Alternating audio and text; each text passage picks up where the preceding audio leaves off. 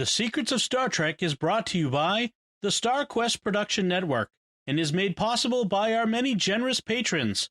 If you'd like to support the podcast, please visit sqpn.com/give. You're listening to The Secrets of Star Trek, episode 131. Captain to bridge. Spock here. Make it so. Surrender is not an option. Attention crew of the Enterprise, this is James Kirk.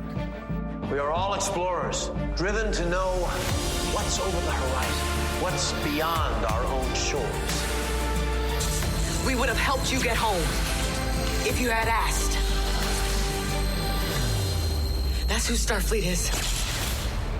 Hi, I'm Dom Bettinelli, and you're listening to The Secrets of Star Trek, where we discuss the hidden layers and deeper meanings found in all the Star Trek TV series, movies, and more.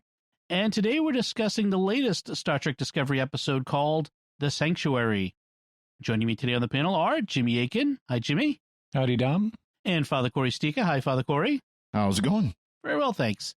Folks, if you have not yet done so, please subscribe to the show in Apple Podcasts, Google Podcasts, Stitcher, TuneIn, your favorite podcast app, or at the SQPN YouTube channel, where you should make sure to hit the bell to get notifications. All right, so The Sanctuary picks up from where we left off. We start with Philip and Georgiou in sick bay with Dr. Hugh Culber, and he's examining her because of her semi-catatonic states that she keeps falling into, and that apparently Burnham has pushed her to go to sick bay, and she's like, I'm fine. There's a great line that Culber has, by the way, here. He says, the early stages of brain dysfunction will feel manageable. What was I doing? Where did I bury that last body? Yeah, I have the same line in my notes. And she is really resisting here. Now, on the one hand, I understand what they're doing because she's using the resisting as a compensating mechanism for her fear. She's afraid to show vulnerability, so she's being extra salty in dealing with people.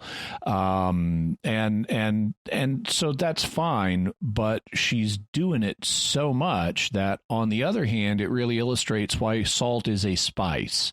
Yes. The thing that makes salt and Philippa Georgiou's saltiness nice and fun to watch is it's not there all the time. It's not her only emotional note, and she's not just constantly doing it irrationally to the point that it's impeding people's ability to do stuff.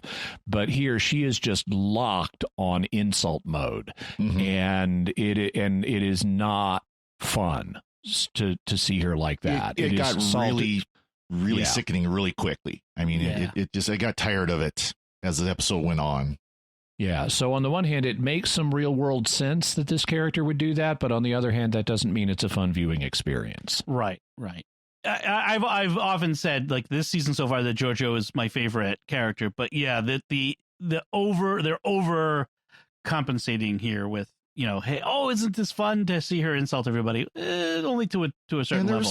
And there were some funny parts. I got a kick out of where Burnham is there and Georgiou says, I killed my mother. And Burnham says at the same time, for the record, no, you didn't. Yes. That was kind of cute, Stuff Burnham like is undeterred. And Culber is also undeterred. I'm sure he's seen his share of cranky patients. And he tells her off. I mean, he point blank says, fine.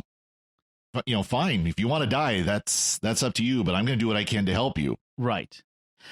Meanwhile, Book comes to Burnham and tells her that he needs to go home. He received a message from his brother back on their home planet of Camino. I forget what it's actually called. It sounded something like Camino.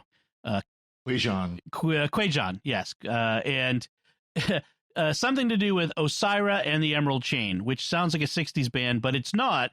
Osira, if you remember, it was the previously unseen Orion Capo de Capo mob boss from the planet where Book had been enslaved, which we're going to see very soon again. And there's some problem having to do with his planet and her. But he hasn't heard from his brother in years and years and years, and so this must be extremely important. Yes. And he wants to run off and deal with it, but there's a problem with that. And for once, they do the right thing, and they go to the Admiral and talk to him about it. Yes, very good. And because it will take him 2 weeks to go in his own ship, and he wants to get there right away, so can we take Discovery? Well, and they said one thing here that I don't think they've ever explained why this would be an issue, but they said it would take 2 weeks at warp, and it'd be a 50% less than 50% chance of surviving the transwarp conduit. Right. Yeah. And they didn't say why that would be an issue.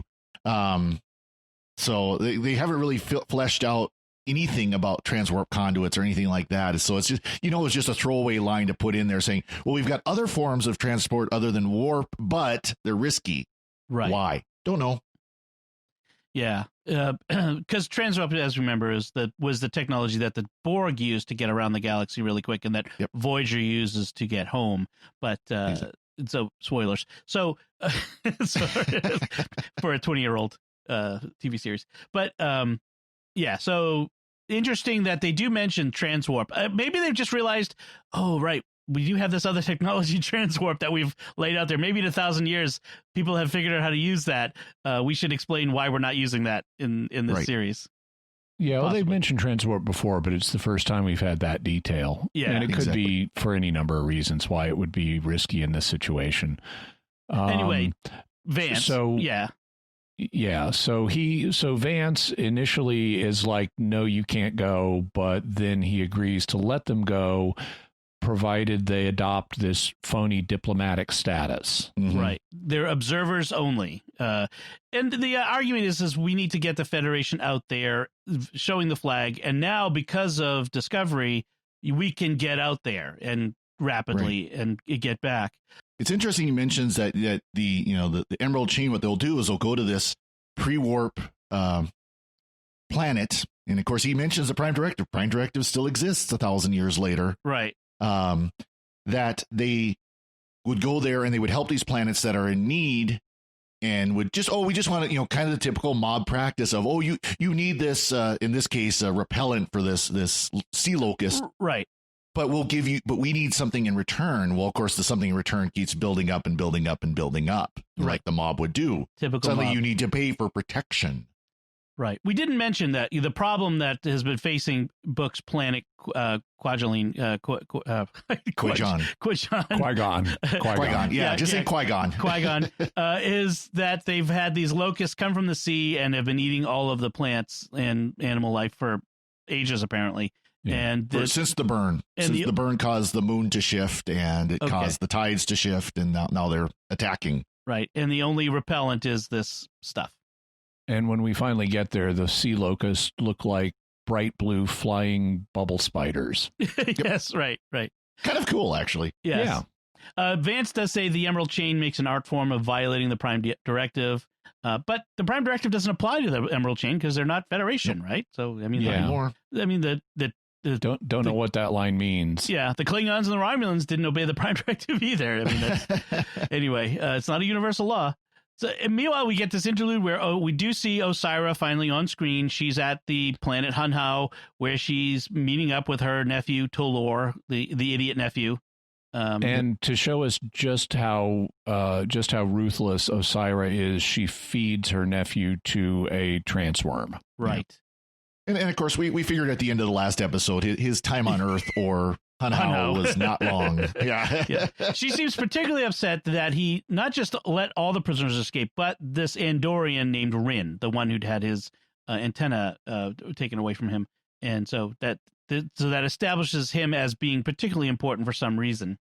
Meanwhile, Tilly we have this little B plot that Tilly is trying to help Saru figure out his version of the captain's engage, or like Picard's engage, or Pike's hit it, which I don't really remember, but I guess that was his thing.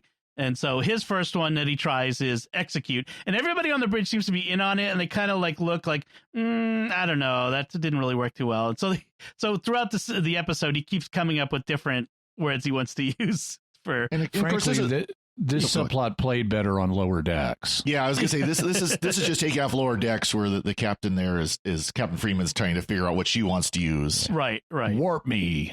Yep. Right. By the way, I didn't mention at the top, this episode was directed by Jonathan Frakes, so it's his first one this season, I think. Or no, he did a previous one. No, he did another one. That's right. He did another one. So, meanwhile, we have Stamets and Adira. They're working on figuring out the data from SB-19 and the black boxes. They've figured out where the burn originated, or where, the origin point that they've been trying to find in a nebula. And there's something... The Verubin Nebula. Verubin. And there's something transmitting from inside the nebula. And as they play it, it's the music that Burnham had noticed that everyone's been playing and humming. And then it's detuned. It sounds like music, but when they retune it like they did with the whales, by the way, in Voyage Home, that plot point come up again, it turns out it's a Federation distress signal from a ship inside the nebula. Okay. Yeah, so possible temporal anomaly. Could it be the Discovery from what's it, Calypso? Temporal anomaly? I don't know, but if it's a Federation ship that caused a big disaster like the burn, then that could be a sign that that could indicate some kind of time thing. Yes. But we'll have to see. What I found really improbable about all of this is that this distress signal sent out on some unknown electromagnetic or subspace frequency results in people all over the quadrant having a folk tune in their head. I'm sorry. Battlestar Galactica has established enough supernatural that they can get away with all along the watchtower being like that. Yes. But Star Trek has not done the necessary preternatural setup to have radio signals turning into magical galactical folk tunes with mysterious origins. Well, then they do the whole explanation of the reason why this becomes a tune is because you got the pulsar frequencies going through the cloud, going through the nebula, mixing with the signal of it's like, really? Yeah. I mean, there's harmonic resonance and all that. We understand all that, but it's like, really? Right. Yeah. Just the writing, there's just too much confusion. There has to be some way out. You need to establish something. You need to build this. You can't just plop it on the table and say, this is all of this stuff. I mean, it's just, they're rushing. They've got only so many episodes, and they're rushing to get us to a particular place, and that's never a good sign. And that probably says more about they've bit off way too much of a story arc than they really should have for 13 episodes, I think, if I remember right. Maybe. I don't know that they've bit off too much of a story arc. I think they're just because they're wasting time on other things. Yes. And you could say that if this was all tightly plotted and paced, and it's not. If it just felt everything is too fast, because in addition to the out of nowhere, magical mystery tunes, we have all this wallowing in the emotional lives of the main characters. Right. I mean, just in proximity to this, and it's so badly executed. In proximity to this scene, we have Detmer, who's been retrofitting her advanced 31st century interface so it's more familiar. Mm-hmm. And she tells OO that I need fail safes, in case in case I can't do it the 31st century way, I need to be able to do it the 23rd century way. Right. And OO looks at her and says, the only fail safe you ever needed was you. Which doesn't make any sense. What a clunker line. And then we have this scene with Adira confessing to Stamets that Gray is no longer talking to her and feels like he's hiding and stuff like that. And I'm sorry, what is with all these emotionally vulnerable characters? Right. This is not like any other Star Trek before. I mean, I actually tried to go through the previous series and said, okay, how many main characters, have emotional vulnerability as one of their principal characteristics? Right. The original series, no None. main characters. Right. Christine Chapel Yes. Maybe Janice Rand as occasional guest stars have that, but none of the main cast does. Yeah. Next Generation, maybe Troy. Deanna Troy, Yeah. and she's one of the least popular. Yeah. DS9, Esri Dax, yeah, but only for one season and only because of a major life transition. Yep. Right. You know, she would have been fine after this season. She's already fine by the end of it. Mhm. Voyager, nobody. Enterprise, Hoshi, one of the least popular. Yeah. Then we get to, so you notice we either have none of the main cast or it's the less popular characters, with the exception of Esri, but she's a special circumstance because Jadzia died. Right. And so then we get to Discovery, who on the main cast has psychological vulnerability as a primary characteristic. Michael Burnham, Saru for the first 2 seasons, Yep. Sylvia Tilly, Hugh Culber, Adira, and Detmer. That's 6 of the main cast. Yeah. As a primary characteristic, that emotional vulnerability. Yes, I agree. I agree on all of those points. Yeah, it's wallowing. You know, in fact, Well, and Detmer, they developed. That's the thing too, is they developed it this year as PTSD after that the crash when they came through the wormhole, right? The time hole or what time wormhole? Yeah. You know, if I could be allowed to make a comparison to a competing franchise, I was just talking this weekend with some folks about The Mandalorian. What makes it so great? The Mandalorian, one of the things that makes it great, and someone was saying, oh, if only they could make the episodes longer and insert B plots. I'm like, no, what makes The Mandalorian great is it's focused. It doesn't need B plots. It is exactly what it is. And it tells the story that we care about and doesn't wander off into other people's stories. And that's what Discovery keeps doing, is it wanders. Like Star Trek has always had B plots when they had 24 episodes per season and you had to fill time with other stuff. But now we have 13 episodes. Stay focused. Like, I'm not saying you can't talk about other characters, but stop wallowing in this other nonsense. Like, I like the Georgiou subplot because it connects with the main plot, but this other stuff is just blah. Well, that's the great irony of this online distribution of TV shows now. They're not bound by hour-long episode slots. Right. And The Mandalorian does that to great effect because some of the episodes are as long as 50 minutes. And I think the most recent episode was a half an hour. Yeah. You know, Discovery could do that. They could tighten up their episodes so much. But of course, they did produce it. Yeah, well, they don't want to, but they also did produce Discovery to eventually later broadcast, as they are doing now, on CBS. They've gone back and they're broadcasting season 1 on CBS right now. Yeah. By coincidence, I happened to see a video this week by the YouTube Star Trek commentator Steve Shives. And it was on Kirk versus the computer, which is a recurring meme in the original series, and in where Kirk talks a computer to death. Yes. And one of the comments he made during the course of this, he didn't reference it to Discovery, but one of the comments he made is the original series crew aren't a bunch of let's sit around and talk about our feelings, bunch of people. And it's like, yeah, that is true. So why is Discovery doing that? Because when you look at the vulnerable characters in previous successful Star Trek shows, they're very minor and they tend to be the less popular. So why do you think suddenly having 6 of them is going to make this a standout successful series? We want friends in space. Right. Yeah. Well, I mean, you can have shows about emotionally vulnerable people. I mean, that's what a lot of soap operas are. Yeah. Right. And they can be successful and they can be fine, but they attract a different audience. Right. And the audience who are Star Trek fans have not historically been fans of this sort of thing as Star Trek. That's just how it goes. All right. So Discovery jumps to Book's planet. And Osiris is on the way in her ship, by the way, called Viridian, which green-skinned Orions, Viridian. Viridian is related to the color green. So little pun there. She's on the way. So Burnham has to beam down immediately with Book.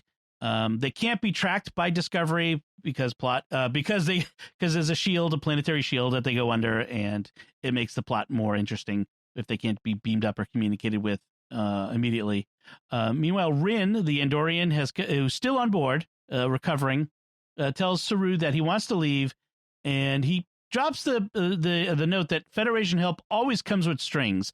And again, the 24th century Federation folks are perplexed by this idea that Federation help would come with strings. And he's not the only one that does that. We actually get 2 insinuations that there's something wrong with Federation morality in this episode. So this is apparently a trail of breadcrumbs they're going to pay off at some point. Right. We're going to get some reveal of something very, very bad and rotten in the middle of the Federation. But he does change his tune when he is told that Osira is on the way. It's like, oh, maybe I shouldn't be vulnerable on the planet's surface when this person who really hates me and wants me to take him back. The planet is plagued by these sea locusts, which are the floaty, glowy blue things. We can't destroy them because that would be bad. Book is opposed to squishing the bugs. That would be like ending a mosquito infestation or something. Right. Yeah. Yes. You can a real world locust infestation. Yes. It better to let millions of people die of starvation than to squash the bugs. Some bugs. Yeah. By the way, something tells me that that Osira is somehow responsible for the locusts, at least not going back to where they were supposed to. Like, Book and his people are perplexed by why the locusts have not, after all this time, just returned to the sea where they belong. Why they're still hanging around. Something tells me that they're maybe the repellent isn't really a repellent, but just kind of holds them off for a little while. Yeah. And then calls them back. Exactly.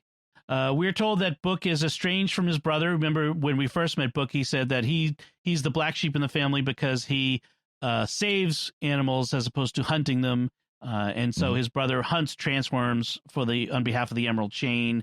So he works for the mob.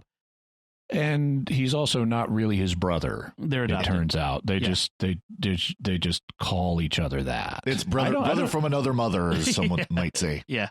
I don't even think they're adopted into the same family. I think they're just they just call each other. Yeah. Best friends. Deeper than best friends. Oh, okay. I thought it was kind of like in a lot of cultures you refer to people as either brother or uncle as a sign of courtesy.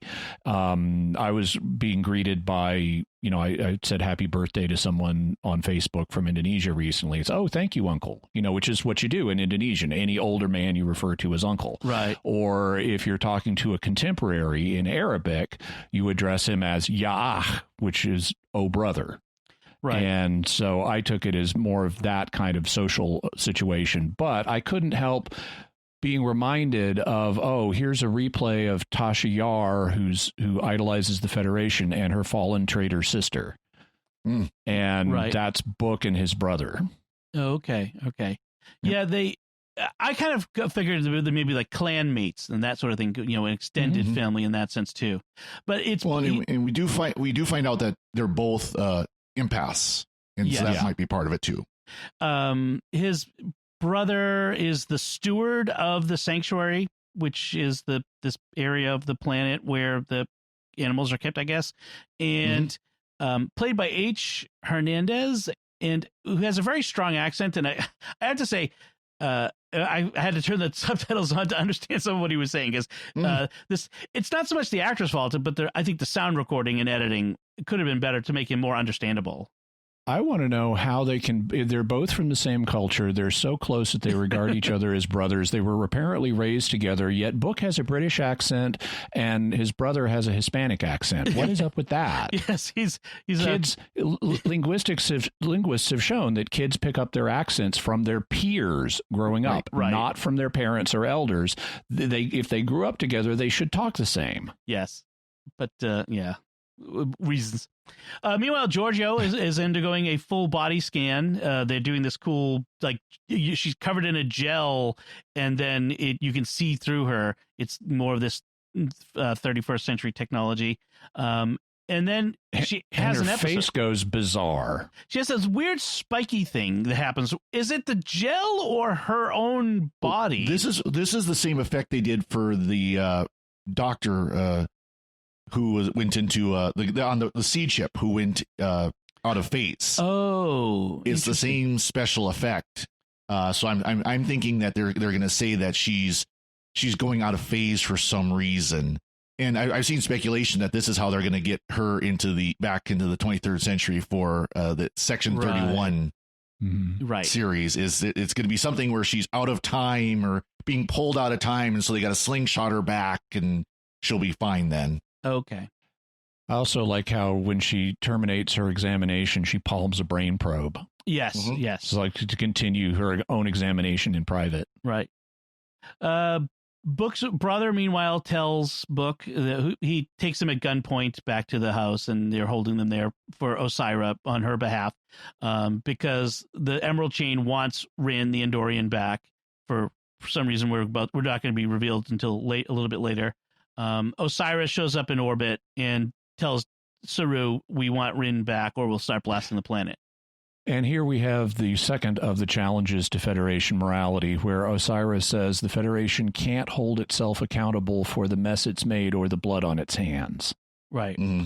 And Saru doesn't know what that means. I thought it might mean the burn. Like people blame the Federation for the burn. Because like the Vulcan experiments, that might be it. She does have an interesting line here. She says, "My ancestors knew that power was virtue and that there was no nobility in suffering," which is interesting because that is the exact opposite of the Christian concept of both virtue and the value of suffering. So I thought that was an interesting, very different alien approach to those concepts. Well, and it's also a concept that she gets the other side of it when she gets to face power. Right. Thanks to Detmer. Right. So Osira demands that Brooke's brother Kaim hand him over and burn him, hand them over so that she can use them as hostages to force Saru's hand. To get Rin. How do they know, number one, that Rin is even alive? Yes. Because he escaped in a firefight. That was a very chaotic situation. And even if they know that, how do they know he's on Discovery at this point? Well, in fact, they scanned Discovery. That's one of those things where they talked about when the ship first showed up. She's scanning us and she's not blocking our scans. Right. Well, of course, this is, super future technology. So, of course, they can scan down to like an individual person, read the actual DNA of a person from across space. Well, they didn't say that. Yeah. I mean, as far as they knew, he got shot during the escape and would have or probably could have died, in that instance. So in any case, Rin at first refuses to tell Saru why Osira wants him particularly so badly. But he does offer to... For no good reason. This is another... Right. It's like those Sherlock Holmes stories where if someone had done the expected thing and explained, there would have been no story. Right. Yep. But here, there can still be a story. Just tell them. It's not like the plot's going to collapse if you tell Saru, she wants me because I'm the one who stood up to her. Right. And knows the secret about that's really what's going on. The secret is that the Emerald Chain is running out of dilithium. This is the secret that he'll reveal later. Yeah. He's the only one who knows, and that's why she wants him. Well, if he's the only one who knows, and she's as ruthless as she says, why is he still alive? Why did she not kill him? Or also, why not just shout it from the housetops? Because once the secret's all over the galaxy, she has no further reason to go after you other than petty revenge. Right. In which case she exposes herself. And she's already going after you, so there's nothing. It's not any worse off at that point. Right. It doesn't make sense, this whole bit here. But he does offer to reveal the weaknesses in the Viridian, in Osira's ship. And so in order to attack Osira without starting a war with the Federation, Detmer takes Book's ship, which is in the hangar, and with Rin helping her, attacks Osira. And therefore she redeems herself and gets herself over her PTSD by, blasting things to Kingdom Come. Yeah. I think that's pretty good therapy.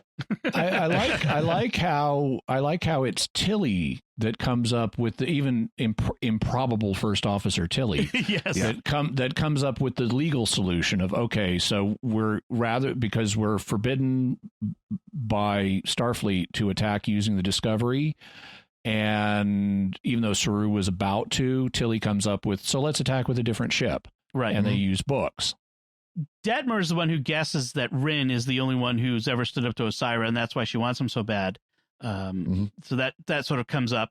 but also, so they're able to defeat Osira with the little ship, and she leaves. This super overpowered battle cruiser that could defeat Discovery, but she manages to fly with just 10% of shields left. And she warns scornfully that the Emerald Chain is going to says that Saru has sealed the fate of the Federation. So, of course, this means war. Curses foiled again. It's not like the typical curses foiled again speech, you know? Yeah. Meanwhile, down on the surface of the planet, we have a whole series of other improbable things taking place. Yes. In the middle of the firefight that's been going on in orbit, Book's brother must make a tragic choice of, is he going to hand over his brother or not? It's like, thank you. I've seen this before. Yep. We know how it's going to end. Yeah. Book and Burnham are running through the woods. Apparently, there are different defense systems stations around that are protecting this zone on the planet. And Osira's been shooting them with photon torpedoes. Right. And so Book and Burnham are running through the forest to go repair a defense system that has been blasted by a photon torpedo. Well, apparently they're very low yield photon torpedoes because as they explode around them, it's like these little sticks of dynamite photon torpedoes, not very big explosions. Yeah. Not like nuclear bombs made out of antimatter. Right. Yeah. So that's just all very improbable. And then we get the classic brother versus brother battle. Yes. Where they have to fight. And the solution to the big problem, the sea locusts, and so that we can free the planet from the tyranny of the Emerald Chain, is cooperation. If only Burnham had been there before to tell the brothers to cooperate and work together, we could have used our empathy to tell the sea locusts to go back to the ocean. And that's what they do. Like oh, wait, this isn't a Disney property. Never mind. I was going to say, I liked that Michael Burnham as a Disney princess. Yeah.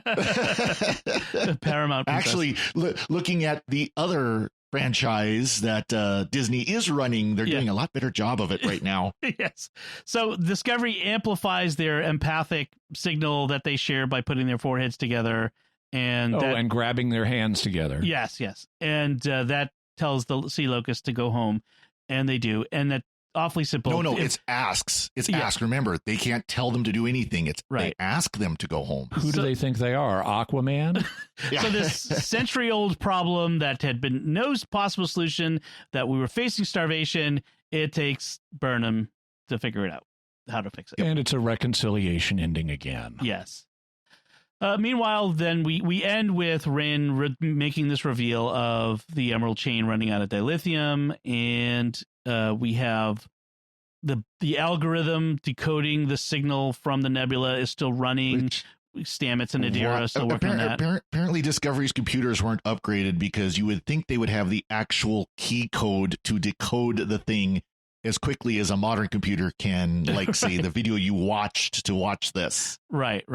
And then we are given a little hint that the name, the Cleveland Booker, is an alias that Book has. His real name is like Triax or something like that, along those lines. Yeah. Well, we'd been told before that Book was not his real name and that people use fake names. We just didn't know his real one until his brother blurted it out. He hints that there's a story behind it, so we might have to wait to hear what that is. We get to see Kaheem's nephew, and now everybody's family again. I mean, Kaheem's son. I do like that Linus is going through his annual molt. Yes. and when his nephew points at Linus in the hallway and says, "Lizard," Burnham takes him and says, "I'll let you pick a piece of skin off his face." Yeah. Well, the kid's like, "Ew, cool." I mean, earlier Saru had to give an order that Linus was to stay in his quarters until his molt is finished. Stay out of the mess hall. Yeah, stay out of the mess hall. That's right. And then we end with Booker and Burnham repairing his ship because it had been damaged during the battle, and Booker saying that he's sticking around. Yeah, and he's going to join the Federation or something. Yeah, so I told you last episode Booker's going to join. Yep, he's going to be Starfleet, although he has to remember not to say aye because we're not pirates. Yep. So, and that's where we end. So, last thoughts, Father Cory. Any last thoughts on this one? Yeah. Jimmy? It was an episode. Jimmy? So, Star Trek has a problem of suddenly introducing family members we've never heard of before. Right. And this was kind of that with Book's brother.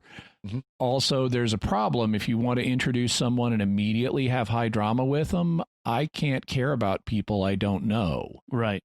It just automatically is not going to be as successful as if there were two characters that are pitted against each other and I know both of them. I may even like both of them. Yeah. And then we've got the ridiculous, brother versus brother fight that is implausible on a bunch of levels, including when Book hands his brother a gun. Yes. And his brother can't kill him despite the fact he was just trying to. Yes. And, in this one-on-one duel in a classic, in a situation like this, the cliche thing to happen is something is going to happen that avoids them killing each other. Right. The one time I've seen this really done well was on Babylon 5, where Londo Mollari had to fight a duel with like his old close associate, and his old close associate ended up dying. Right. And because it breaks the cliche, but the cliche thing is the two old friends can't kill each other in the end. So of course they don't here. Right. And it's just more cliched writing. Also, we have a scene late in the episode where Culber and Stamets are talking about Adira while she's asleep. And it's almost like they're proud parents because they're just so talking her up. Yes. Yeah. She's technically a kid, but she's doing all this amazing stuff. And she's not just Adira, she's Wesleya. Yeah. Because she's the genius super kid, only instead of being hated by everybody's got to constantly praise her because that's what we do now. The ship couldn't run without her. I wonder, Stamets, I feel like they're trying to rehabilitate Stamets from the cranky jerk that he used to be into this, mentor figure who is avuncular guy. Yeah. And then they're using Adira to change the Stamets character. I wonder if that's what they're doing. And he did change first season because, it started out, he was like, mean one, Mr. Grinch. I mean, he was, foul. Then he became fuzzy guy. Warm fuzzy. Now they're making him, dad, basically. Yeah. Nice dad. He's a Ward Cleaver. So interesting character change there anyway. All right. So I think that's where we should wrap things up here. We do want to take a moment to thank our patrons who make it possible for us to create The Secrets of Star Trek, including Johannes B., Jordan S., Dixie V., Ricky S., and Daniel S. Their generous donations at sqpn.com/give make it possible for us to continue The Secrets of Star Trek and all the shows at StarQuest. You can join them by visiting sqpn.com/give. So that's it from us. What did you think of The Sanctuary? You can let us know by commenting on the show at sqpn.com/trek or our Facebook page at facebook.com/StarQuestMedia, or send us an email to trek@sqpn.com. We'll be back next time when we'll be discussing the next Discovery episode called Terra Firma Part 1. Yes, it's the first part of a two-parter. Until then, Father Cory Sticha, thank you for joining me in sharing The Secrets of Star Trek. Thank you, Dom. Jimmy Aiken, thank you as well. Thanks, Dom, and live long and prosper. And once again, I'm Dom Bettinelli. Thank you for listening to The Secrets of Star Trek on StarQuest. And remember, I can deconstruct the both of you with a snappy insult and a withering glance.